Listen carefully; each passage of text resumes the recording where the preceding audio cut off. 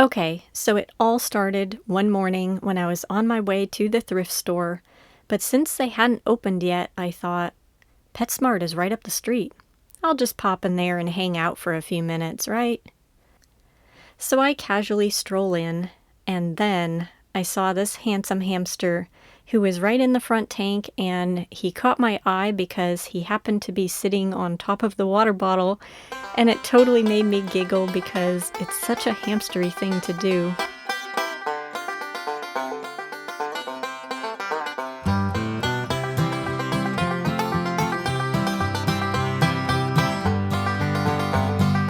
So I sat there and watched him for a little while, and he was pretty relaxed and had the cutest personality. And I also couldn't help but notice how beautiful his fur was. I have always wanted a sable-colored hamster, but seeing a long-haired one was like hitting the jackpot for me. I can't say I've ever seen one in my area before.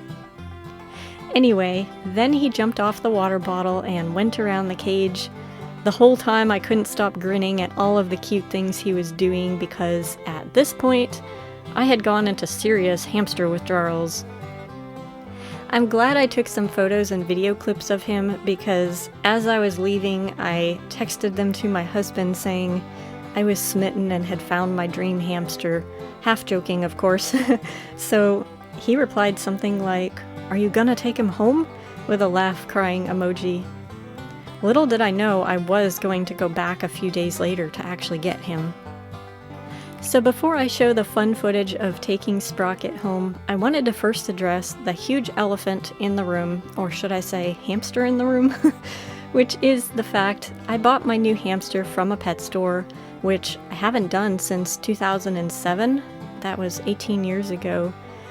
I wanted to tell you guys it's totally okay if you feel disappointed in me for doing this, or if you don't agree at all with my decision. That is okay.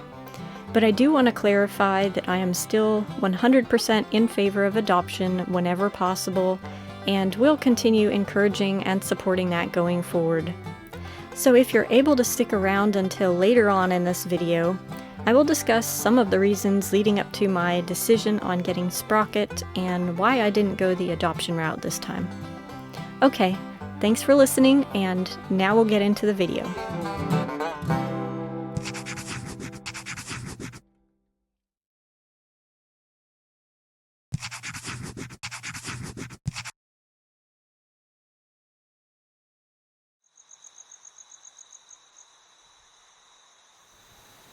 So it is about 6:30 in the morning, and I am talking quietly to make sure I don't wake anyone up.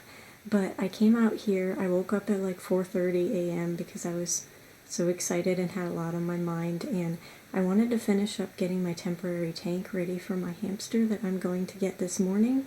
So I wanted to give you guys a quick little tour of it.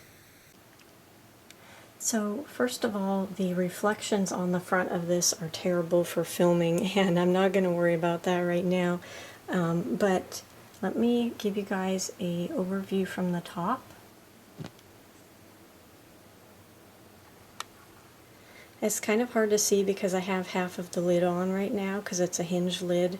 But anyways, I'm going to start over here in the left corner. This is the Carolina Storm Express wheel. You all will remember this very well from Cashie's Cage theme. And I have this little ceramic tile that's in front. I thought that the hamster might like to step off onto that and maybe cool off or something if he gets hot running. And then there's a water bottle that's in the corner over here. And it was so cute when I filled it up and I was making sure it wouldn't drip. I heard the little noise and it reminded me, it brought back happy memories of when I would hear my hamsters drink from the water bottle.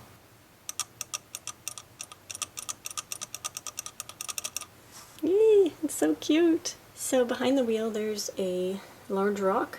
I partially have that for him to sit on, and I partially have it to help hold the wheel stand down so it won't be clacking against the glass. This is just a little piece of like sunflower. It's from a sunflower. It's dried out, and I found it at a bird store a long time ago. Well, it wasn't that long ago, but it was many years ago. I have the food dish here, which I don't have any food in yet because I have to go buy it today.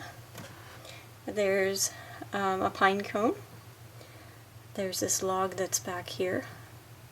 And hanging from the tank is a critter kebab type of thing. I think it's Super Pet brand, but it just has these little veggies on it, which are really cute, and I thought he might have fun kind of dangling it, hanging from it. He seems like he's kind of like a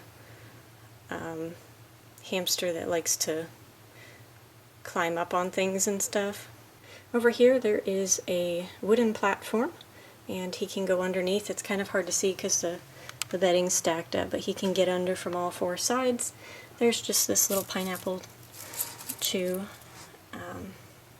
Over on the right side I have this glass bowl that you will also remember from Cashy's tank, and I really wanted to put sand in it, but I don't have any sand either, so I'm also going to have to go out and get some sand. But for now I had some of that KT soft sorbent bedding left, and I thought I would put that in, and that would be a fun little texture for him to try out. That's kind of what it looks like. You can see I also have some soft-stemmed Timothy hay that's sprinkled about, and it's really soft, it's not pokey, and it's not to eat or anything, but I mean it's not going to hurt him if he nibbles on it, but it's mostly just for looks and because it smells good, and he can also use it for bedding if he wants to. And then over in this corner here, it's a little hard to see from this angle, but there's a colorful bendy bridge which kind of curls under like here, and I have some bedding over it, and then over here I have another one that's like going like that.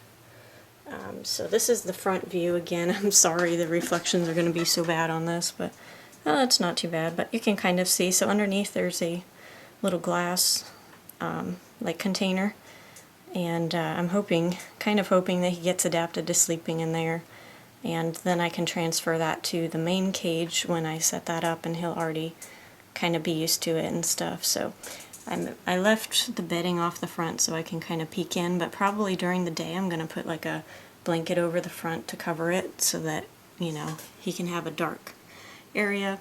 I can also peek in from the side here. I just have to undo this paper and then I can peek in. So, oh yeah, and then in the front I have this hay tunnel which he can go in, and I can also peek. And then I think there's like a carrot chew. Yeah, you can see it. Carrot chew that's like in there. So, yeah, there's not a whole lot that I can do with this size of a tank. And I feel so rusty because I haven't set up hamster cages in so long, obviously. But I feel like he'll be happy for a short amount of time in here. I'd also say it's way better than if somebody else were to get him and likely stick him in a small typical hamster cage that you would see in the store, like the critter trails and that sort of thing. So I think he'll be perfectly happy, but I cannot wait to set up his main cage. So I'm going to go eat breakfast now, get ready to go, because I want to be there as soon as they open. So see you guys in a bit. I forgot, I guess I should also show you guys, this is the carrier that I will be picking him up in, and it's really small, but it's a carrier, so that's okay. So I put a little wooden house in there for him to be comfy and have a little spot to hang out. And there's 3 different chews. I got those wicker ones down there. And then I have a little hanging piñata because it's party time, because I'm so happy I'm getting a hamster again. Oh yeah, and then there's this little hay, like hay bale, straw bale, whatever over here. So yeah, like I said, I'm going to go eat breakfast and get ready to go, change out of my PJs, and I'm so excited.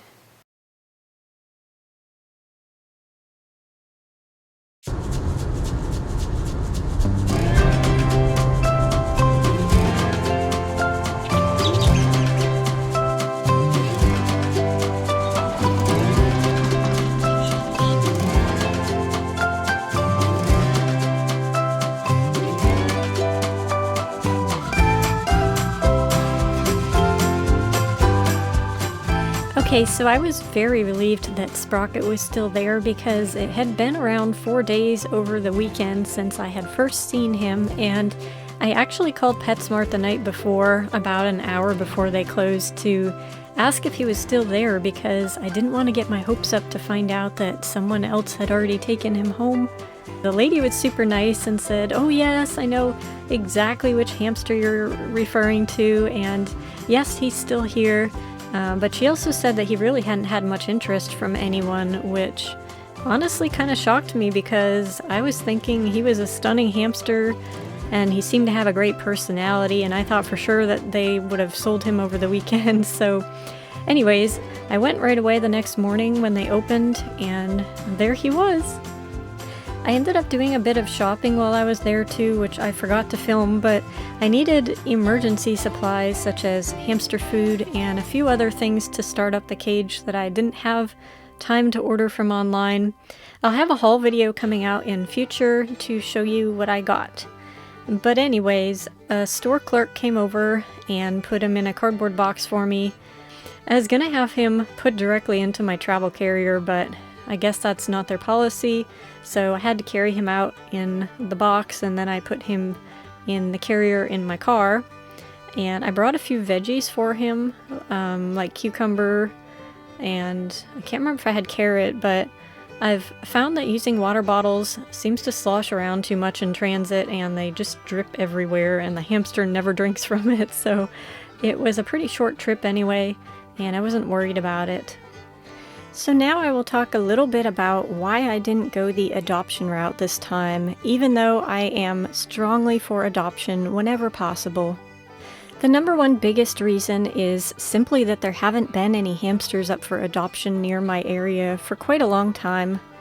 Even though I've had no intent on getting a hamster these past few years, I've still been checking ads just for fun because I like seeing the cute hamster photos and just keeping tabs on adoptable critters. But I've noticed that there have been hardly any hamster listings within a drivable distance of me for quite a while. I'm hoping this is due to the fact that people are now watching hamster care videos, such as Victoria Rachel's channel, who are teaching proper care, and thus people are having happier hamsters and less hamsters who end up being dumped or abandoned for behavioral issues. I have no idea if this is why, it's just a theory. So on the day I found Sprocket, I asked around at a few pet stores to see if they had any adoptable hamsters in their back room, which they didn't, and the particular PetSmart I got Sprocket from said they haven't had any in a while, and if they do, a worker usually ends up adopting them and taking them home themselves, so I wasn't able to find any who were needing a home. Because it's been such a long season of me not having a hamster, I had no idea if I might be waiting another year to find one, and I also knew both my husband and I were really wanting to start off with a Syrian hamster specifically, and I personally wanted a male, so it's possible a female robo hamster, for example, could pop up for adoption, and it's not that robos aren't cute and I wouldn't get one again, it's just not what my heart was longing for right now. I also think my heart really needed to experience what it was like to pick out a hamster for a change, because all these past years I've always adopted whichever hamster was available and rarely got to choose one that stuck out to me, with the exception of little Strudel, of course. So that was a much needed experience for my heart. Last of all, nearly all of my adopted hamsters were already around a year old or older by the time I got them, which meant less time for me to enjoy them before they died.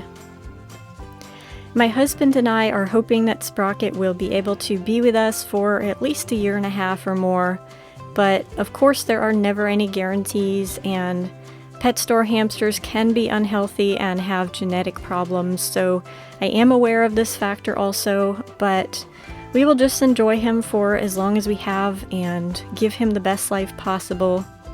So those are my reasons why I chose the hamster I did this time, and I thank you guys for being understanding about it, and I know I've been very strongly for adoption in past. I hope I never came across as being snobby on this topic. I certainly did not mean to. I definitely understand there's different situations and different people don't always have the option of adoption in their area. I think it's wonderful to consider it if you do have that option, and as much as possible try to go that route, but it just isn't always possible for everyone, so I think we as a community need to come together and be not so snobby and try to be a little more understanding of each other. And it's great to teach, but we want to do it in a way that's gentle and non-judgmental. And this is something that I'm working on as well. I'm certainly not perfect in this area. Once we got home, my husband and I sat down on the carpet. We were gonna try and hold him for a short while, but he was very squirmy and wanted to run off at that point, so we didn't want to lose him in the house. So we decided we were gonna put him into his temporary tank. And it's been fun discovering his personality through these past couple of weeks, and we can't wait to see it blossom some more once he's in his large home. We'll be able to access him a whole lot easier and not have to climb up on a stepladder and all of that. So I hope you guys enjoyed this video, and look forward to upcoming videos I have where I'm going to be building my DIY cage. I'll show you guys that. Possibly do some instructional type of things showing you kind of how I built it if you're curious. And then of course I'm going to have some haul videos. I'll have decorating his tank, how I set up and decorate my cage themes, and of course the glorious cage theme video and Sprocket explores his new cage. So lots of exciting videos coming up. Thank you guys so much for watching this one. It was kind of a longer video than I typically make, but I really had fun making it. Thanks for following us on this journey. God bless you, and I'll see you in my next video. Hope you love Sprocket as much as I do. Bye!